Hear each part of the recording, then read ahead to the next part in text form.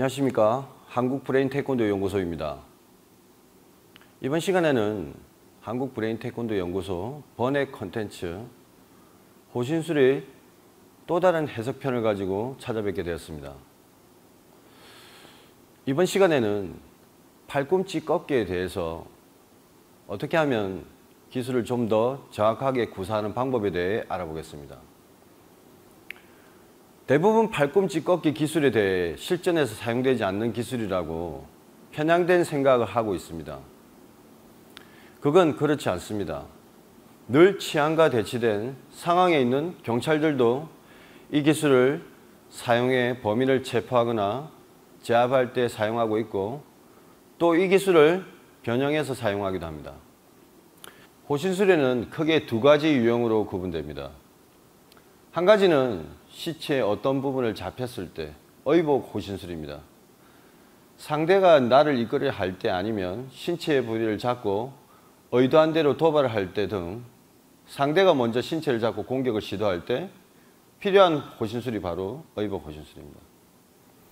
자, 예를 들면 상대가 나의 손목을 잡거나 멱살을 잡거나 신체의 어떤 부분을 먼저 도발해 올 때입니다. 이때 제압하는 호신술이 바로 의복 호신술입니다.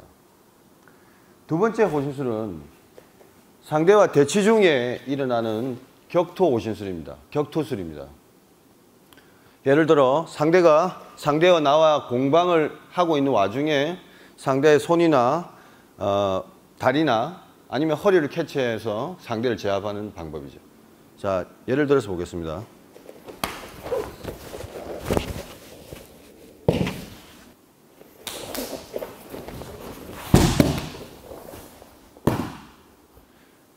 본 바와 같이 의복 호신술은 호신술을 시작하면서 훈련하는 사람들을 대상으로, 그리고 격투 호신술은 좀 더 숙련된 수련생들을 대상으로 지도하면 좋을 것 같습니다.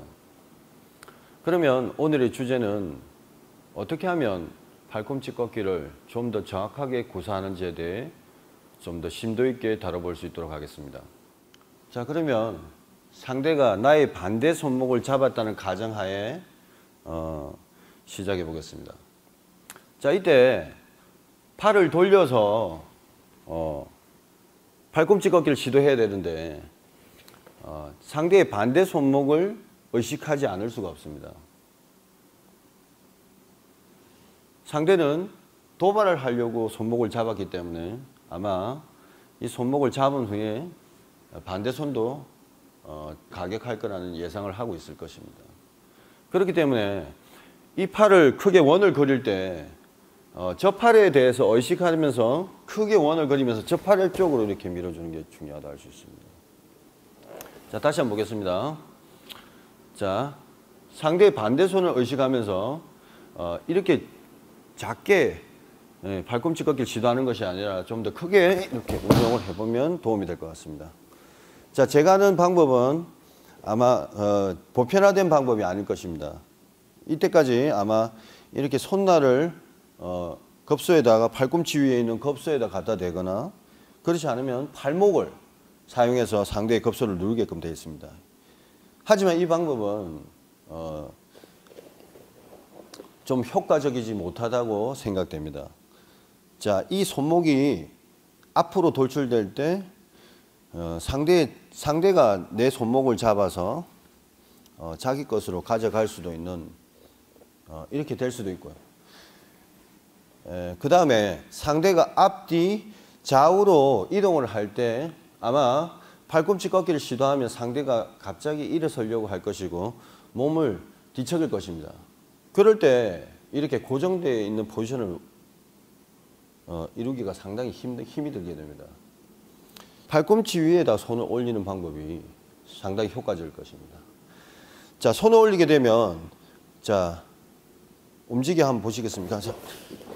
자, 포지션 만들기가 정말 까다롭고 아마 손은 벗어나기 마련일 것입니다. 그래서 제가 권유하는 방법은 팔꿈치를 손바닥으로 누르고, 이 손목은 지렛대처럼 몸쪽으로 잡아당기고 이 팔꿈치에 올려있는 손은 상대의 발굽을 지뢰의 원리로 꺾어주면서 제압하는 게 상당히 효과적이라고 할 수 있습니다. 손목을 꽉 잡고 있기 때문에 상대가 빠져나가기도 힘이 들고 이 지뢰의 원리로 자, 상대가 일어서면 자, 이렇게 이 손목을 잡아서 밀어서 꺾어서 컨트롤할 수 있기 때문입니다. 자, 여기서 주의해야 될 사항은 엄지손가락이나 다섯 손가락이 모두 위로 올라가서 제압하는 방법은 권유해드리고 싶지 않습니다. 왜냐하면 더 강한 부하는 줄 수는 있지만 상대가 일어날 때 자, 일어나게 되면 이렇게 위쪽으로 손이 빠질 위험이 있습니다. 그래서 좀 부하는 적게 들지만 상당히 안전한 방법으로 제압하기 위해서는 엄지손가락이 밑으로 향한 상태에서 이렇게 제압하는 것이 좋은 방법이라고 할 수 있습니다. 자, 상대의 반대 손을 의식하지 않을 수가 없습니다. 그렇기 때문에 컨원을 그리며 기왕이면 원을 그릴 때 팔굽이 상대의 얼굴 쪽으로 가게끔 하는 것이 좋습니다. 이때 나의 앞발이 크게 큰 앞굽이로 보폭을 확장하면서 상대를 제압해 보겠습니다. 자, 컨트롤은 이 손목은 잡아당기고 상대의 손목을 잡은 손목은 잡아당기고 팔꿈치는 밀어서 지뢰의 원리로 꺾어서 제압합니다. 자, 그리고 상대가 못 일어나기 위해서는 이거 손목을 잡아당기면서 팔꿈치를 꺾는 것도 중요하지만 상대의 팔이 상대의 어깨 수평으로 되어 있는 것이 아니라 약간 위쪽으로 움직이면서 상대가 계속 반대 손을 잡을 수 있게끔 환경을 마련하는 것도 중요하다 할 수 있습니다. 자, 다시 보겠습니다. 자, 이렇게 내버려 두면 상대가 일어날 수가 있습니다. 그래서 상대 머리 주변으로 팔을 들어 올리면서 움직이게 되면 상대가 반대 손을 계속 딛고 일어나지를 못하는 상황이 되게 됩니다. 자, 또 앞서 했던 방법보다 좀 더 효과적으로 제압하기 위해서는 팔꿈치 꺾기를 시도한 다음에 재빠르게 상대에 가까이 붙고 잡았던 팔을 안아서 손목을 고쳐 잡고 안아서 팔꿈치를 꺾기를 시도를 합니다.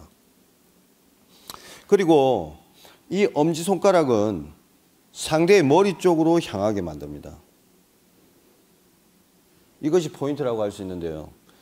손바닥이 하늘로 향했을 때는 상대가 일어나기가 쉽습니다. 자, 일어나 보십시오. 자, 하지만 엄지손가락이 상대의 머리 방향과 같은 방향을 보고 있다면 그 방향으로 엄지손가락을 꺾었다고 그러면 상대가 일어나기는 힘들 것입니다. 머리는 들 수 없는 상황이 됩니다. 이때 조심해야 될 부분은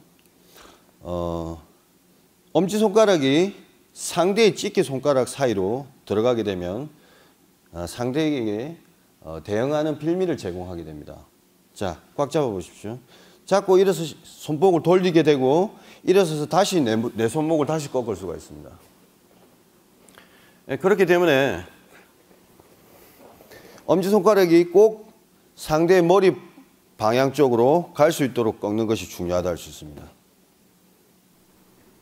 여기서 팔의 각도는 상대 어깨와 수평이 되게끔 하는 것이 좋습니다. 수평 이상을 유지하는 것이 바람직합니다. 아무리 엄지를 강하게 꺾었다 하더라도 손의 팔의 각도가 아래로 향한다면 상대가 일어나서 자신에게 대응하기 좋은 상황을 만들게 됩니다.